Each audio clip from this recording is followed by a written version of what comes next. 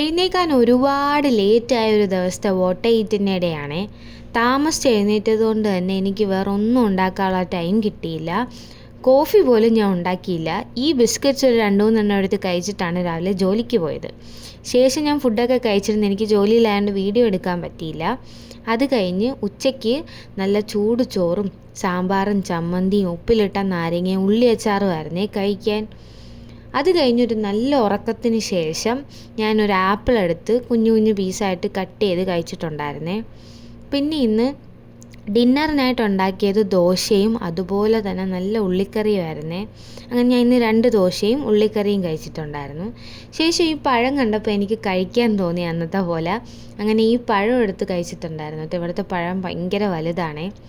പിന്നെ എനിക്ക് പുളിയൊക്കെ കഴിക്കാൻ തോന്നിയപ്പോൾ ഞാൻ ഈ സോൾട്ട് ആൻഡ് വിനീഗറിൻ്റെ ലേസ് എടുത്തൊരെണ്ണം കഴിച്ചു. അപ്പോൾ ഇതുപോലത്തുള്ള വീഡിയോസിനായിട്ട് സബ്സ്ക്രൈബ് മൈ ചാനൽ.